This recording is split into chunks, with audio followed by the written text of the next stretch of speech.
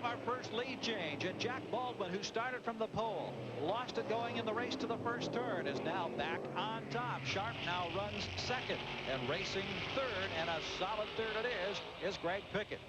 Oh, we see the little dab of the brakes. That's all they use, just a tiny dab of brakes just to settle the car to go through that right-hand keeper. What a great move by Jack Baldwin. He tried it at the end of the pit straight at turn 1, couldn't get it done. Eventually down at turn 3, he did get it done. Here's a replay. Now, this is the back straight again. It's above 165 miles an hour. Now, look at Baldwin. He's already committed down to the inside. Now, all he needs to get alongside Sharp, and Sharp cannot turn in. He's alongside now. Sharp cannot turn in. Baldwin has the line. But look at Pickett. He tried to sneak down the inside. Almost got his nose in there, didn't he? Excellent racing for the lead up front with Baldwin now on top. And also notice how much Fellows has closed in as well as Robinson. This is developing into a 5-car fight now instead of a 3-man battle. We've got 5 strong contenders here. And this is the kind of racing we have seen virtually all season long in the SCCA Thai Trans Am Tour. Now, let's go to the pits, and we'll check in with Jan Beekes. Jan? Well, Gary, Buzz McCall owns those 2 cars that are dicing for first and second place. As a former driver, how does that make you feel? Well, I know Jack really wants to lead a lap. And there he goes. He leads this lap right now for his 1 point. These 2 guys are racing each other, as you can see on the monitor. And, you know the team orders. You know, we don't want anybody taking each other out, but they're both running to win. Well, it's getting heated up there, so let's get back upstairs. Gary? Well, you might want to tell Buzz, Jan, that Sharp has just dropped back now to third, and Pickett has moved into the number 2 spot. So Greg Pickett with a bit of muscle in that colorful number 6 has moved into the 2nd spot. And Fellows and Robinson right behind Sharp, so it continues to be a great 5-car fight here on this scenic course under ideal conditions today at Road America. Couldn't ask for better weather for this race, and this crowd enjoying nose-to-tail competition. Only 2 seconds separating the top 5 contenders. And let me tell you something. Jack Baldwin is going to have his hands absolutely full very shortly because Greg Pickett is flying. That car is running extremely well. He likes his car. It's a new car, one of the new Riley Scott chassis. Got all the latest developments. Basically an evolution of the Chevrolet Beretta car that Kendall ran last year. But Pickett looks to me to be very, very strong. And more from Jan Beekes now in the pits. Well, Derek, when you talk about Greg Pickett, keep in mind he has a 335 cubic inch engine, whereas the cars he's racing with have the 310. That you can keep in mind when you watch their speed down the straightaway. But Greg Pickett, as a result, has to carry an extra 100 pounds. Could be harder on the tires. Definitely something to keep an eye on down those straightaways. And that's one of the beauties of Trans Am racing, because they have this formula. If you go to the bigger power plant, you pay a weight penalty. And they've managed to make it so very competitive no matter what type of circuit they're on. But this is a very interesting factor here, as Pickett now with that bigger engine, particularly on the straights, will try to overhaul Baldwin. And another man on the move. Ron Fellows is now third. So Scott Sharp moving even further back as we move back again and pick up this great battle with Deborah Gregg and Michael Dingman. Dingman has moved ahead of Ruhlman now, so Dingman has picked up 1 spot. This is 10th, 11th, and 12th that we're watching those 3 cars. I tried to get it in earlier on, but Michael Dingman had a terrible time here in the practice session. Let's go back up here. Hold it for a moment, because Pickett now with that straightaway horsepower advantage, the bigger engine, has taken the lead.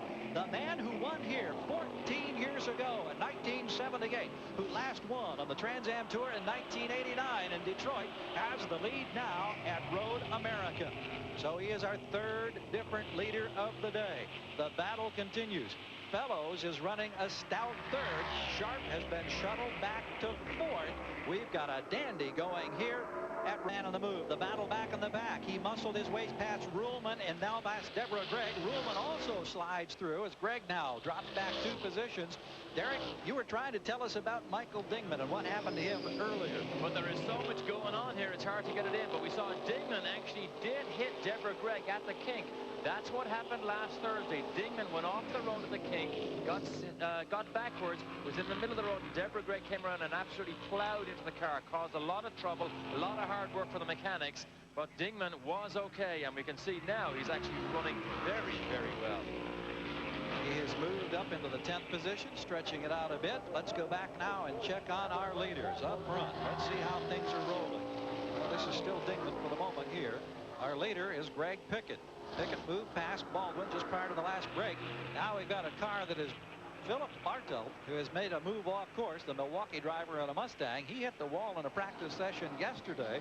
Had a little bit of an adventure here, but he's got it back under control and moving swiftly along the front straightaway. One of those who's back a bit in the pack, car number 92, Phil Bartel.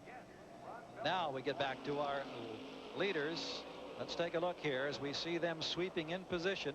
And let's go back here now and take a look at how it transpired when we saw Pickett make the move to get by Baldwin to take the lead.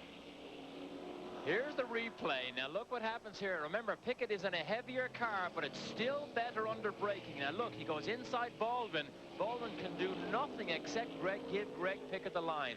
Nice, clean, smooth pass to take the lead.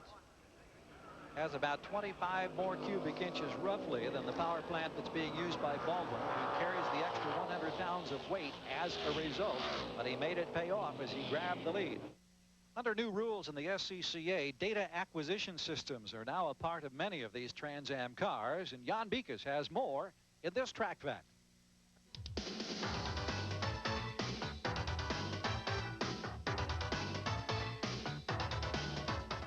In Trans Am racing, starting at the Watkins Glen round, SCCA has now allowed onboard telemetry systems in the Trans Am cars. Many of the teams were already using them in testing, but were not allowed to do so in the races. Now they may. If you look on board Ron Fellows' Mustang, you can see across here in the McKenzie car, there is what's called the Commander Control Box, done by Peter Kelly. If we also look closely up front, you can see here that there's a belt that is moved by the steering wheel. In other words, that would give an input on one of the channels as the steering input. There's 12 total channels. They can do everything from shock movements to lap times, and here the final one that we would look at would be the beacon. That is, every time it goes by the start-finish line, it would give you a lap time as well as all kinds of other information that is keyed on each lap on the circuit. Now, to keep the cost down of this system, the rule reads for SCCA, any competitor can come and buy this system for $5,000. Now here's a problem for Stevens. Stevens, who had some early muscle and looked like he might have a chance to contend after his best qualifying effort of the year, has pulled his car off course and coasts to a stop behind the barrier. So it appears that Jim Stevens out of Farmington Hills, Michigan, his day complete in the Ford Mustang. Tough break for Stevens, competing only for the 4th time this season.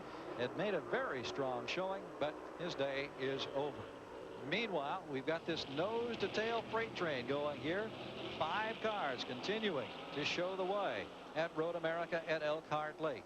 Out on the point in car number 6, Greg Pickett, who 14 years ago got a Trans Am victory on this circuit. Second features Baldwin at 25, Fellows in number 4, then it's Sharp, an early leader in number 33, followed by George Robinson in 74.